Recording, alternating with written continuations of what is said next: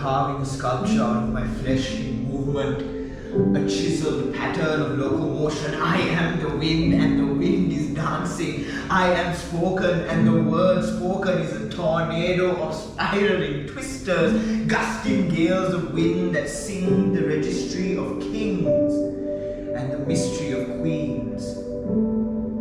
I am an era of commentaries, a terrified measure of what frustration breeds in a fellow. I am a collection of steps and takes on the mist of aim. I am a symbol of dreams that have streamed across history to move a dance as I do across this stage and page. I am a composition of comedic tremors and calculated risks, an instinct for reflex into vision, a gradually accumulated intuition, a practice. Am I on the instance of my process in the substance, taking a stance of steady firmaments? Because before me lies a vast trek of treacherous terrain, an unbefore-seen line of inquiry, a maniac on the loose, chasing after his wild child in a crowd of geniuses, spotters and watchers, night crawlers and dream snatchers. The whispers of the crowd grace my ear. They pluck strings on my drum to the canal of my mind, cosmic colors of vibrations, played on the ecosystem of neural correlates to the mileage of my brain. Can I paint with sound and color with sweat? Can I illuminate the lines of my shadow and stand beside him like a sack of bone and taut strands of flesh? Have I done the needful to seek out my rest? Have I figured out the want of my need to say, to stay, to lay waste, to be swift, brief, and quick? All long ways taken at warp speeds and dark lights. It was a stark, cloudy night, not a star in sight, enveloping blackness, stretching far beyond the limits of infinity. At the point of infinity, nothing and expanse, the vastness of space, luscious and supple, a pond so still, a drop of focused ripples, a finite cascade of waves, and emotion. Infinity in motion, awareness of stance, movement, and the infinite glance.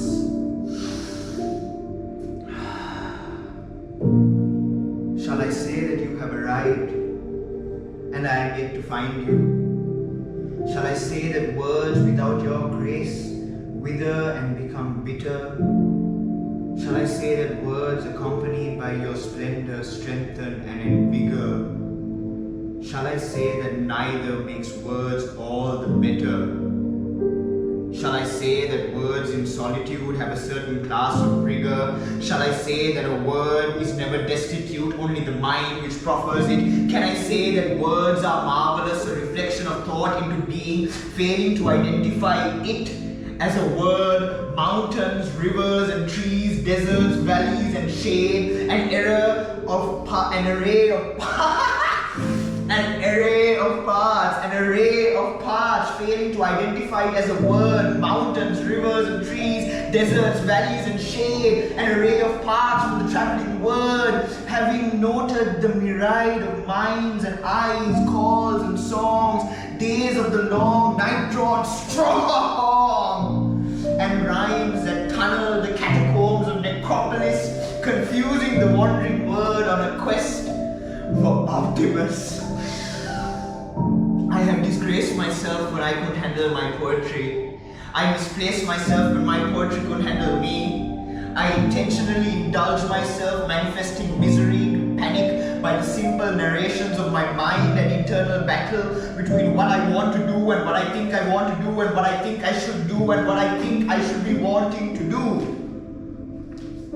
Indecision becomes the plaything of my tormentors. Four characters played like the strings on a violin. They marshal their art and cycle through the moment of my movements. No mind in control, but sometimes the mind gets ahead of itself, runs crashing into the body like a charging grisly. Poetry, I am the friend you don't see. Poetry, you are the friend I don't see. I keep you company in the silence of my time. I keep you company in the silence of time. You keep me company in the stillest of minds. And we sit and we ponder. What are poems if not the dreams of their poets? What are poems when their dreams are poets? What are poems if not the dreams of their poets? Itachi Uchiha. What are poems when their dreams are poets? The will of thee. What are poems if poets are only poems? Portuguese DS. Oh shit. A written recollection of impressions, a formulated phrase, with rumors of a lingering tempest, a carriage so turbulent a child at play, a freedom so wild a mile meets pain at its limits, an energy so excitedly calm. An inch stretches eternally intricate. Without gods, the lightning is my own. Without gods, the thunder is mine. Thanks to a nameless pantheon, my gods are the puppets of my image.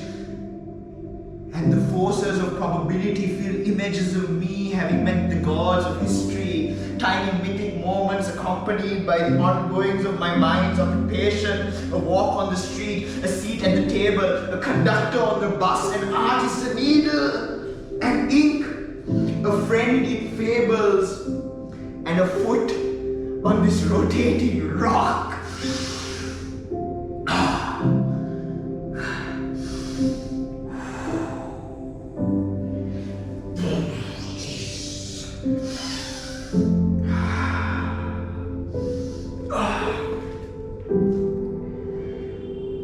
Waking from last night's reveries, learning again the use of poetries, I scratch my head and wonder at the desires I find in the depths of my mind. From the core of my being arises a need to be heard, a need to be felt, to be touched, to be seen through the length of my dreams, to be known, accepted as me. An army of me, bearing chains in the front lines and shadows, in the ordinances of those ordained by the beast, because I want to know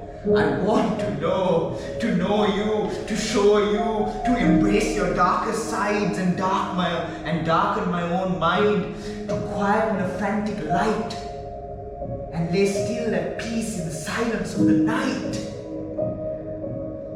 Will I feel the power in your eyes? Will I face the music and be unflinching? Will I feel your desire through your unrelenting pursuit of touch? Will I exercise my demons while I enchant that hunger of yours? Will you ever find me as anything more than I am today? I have met great loves. I have had great loves. I have known great loves, and yet I have not been present with great love. The utter joy of communion is not in the making of love, but in that fleeting glance as our minds pass one another, a knowledge of union, a union at the end of knowledge. Together we are separate, standing alone in our corner of infinity, sharing in eternity, across the bridge of our minds, a distance shattered, a time unmeasured, a warping of speed, and behold, we are kinetic beings at the thresholds of reality. I am afraid to pen this page for fear of disappointing the friendship of poetry, a choice between a dear dance, the ecstasy of sweat, an ephemeral breath, or a wrestle with myself and words for my feelings, not knowing the direction they may take or forms they may shape. You are the elegance of my creation. You are the fantasy of my dreams.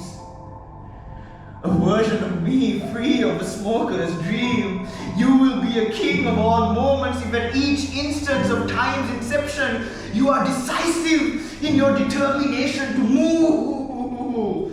A swiftness of wrist, a softness of step, to a gliding point of focus culminating in a movement. Watch as paths are found for you who know that you are going. Decide to move and a statue is carved out of breathing.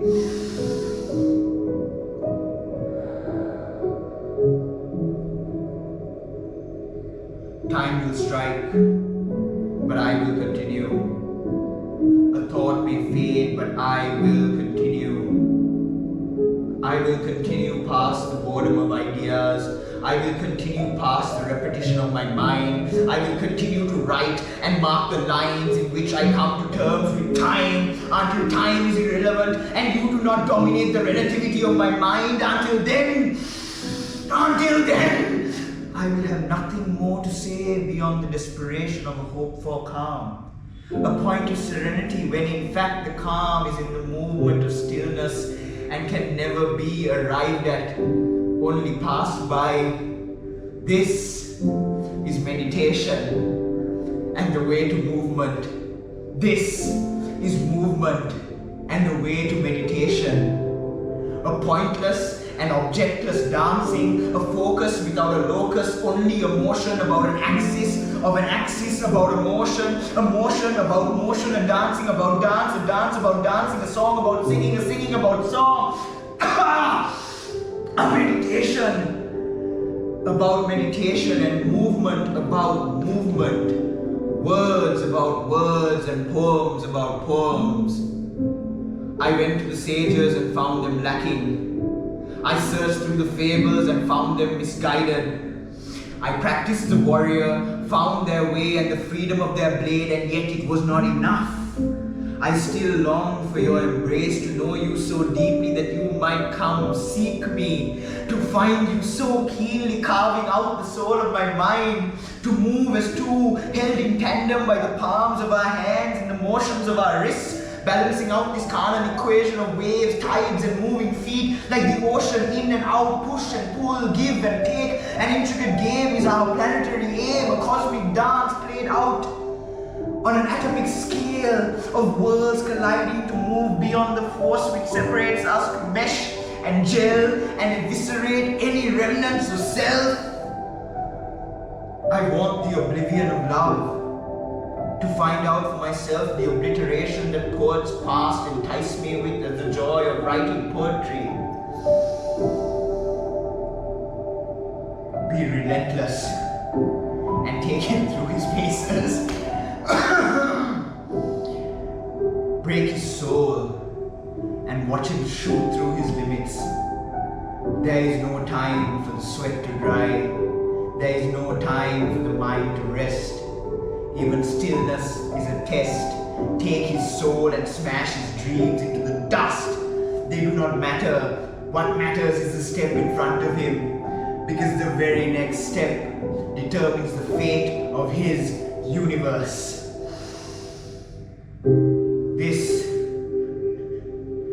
This is all I have. This, the space between my hands. Now I can extend this space all the way to infinity. Or I can try to condense that space into a phrase, a song, a phase, a dance, a verse, a spur of the moment thing, and give you art. Then what is art but my self-expression, understanding the autonomy of myself to express thyself, thyself become apparent to me here in the space between my hands. Come, let me grasp you and bring you into the world through the glorious dance where words are not needed. The place where words are preceded by the fact that they fail to capture this space between my hands.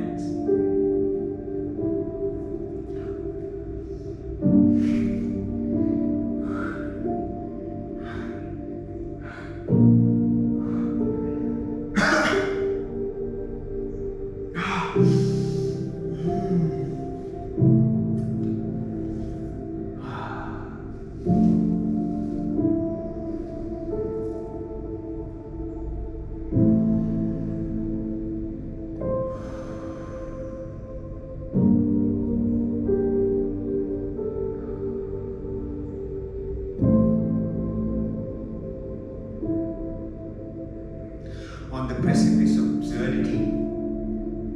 Every poet encounters the folly of these words, the folly of trying to confine thought to the bounds of these words, to the space of what is heard, by invoking the time of what is remembered. A poet will try in vain to name himself, to name his poem, and to name his vision, but all he truly has is a reference to after the fact, a label with which to identify this from that, I from you and me from tree. A poem will try in vain to make its poet, to construct his image and manifest his thought, but all it has is the remnants of his spirit, a fleeting idea, a passing moment, a dancing dance danced across the threshold of mind and matter. There are the poets of antiquity, history, and their allusions to the illusions of deeper mysteries. There are the poems of genres, categories, and subdivisions to the divisive preferences of the human experience. The Sufi, the mystic, the yogi, and hypocrite, the thinker, the joker, the sage, and playwright, the music, the dance, the combination and poetry, art and thought, muscle and sense, feeling and tolerance, emotion and endurance, life encountered and felt as art, in thought and sense, to muscle, time tolerated by feeling out the energized duration of changing emotions. What then is the speed of space that travels time through the motion of a mind? What then is the speed of time that travels space through the ocean of a mind? Mortality, dancing in the face of existence, reveling in the reverie of eternity, witness to the infinity of no thing in perpetuity, and dangling on the precipice of absurdity, eternally infinite and infinitely eternal, mortally absurd and absurdly mortal, in music, dance, and the combination of poetry.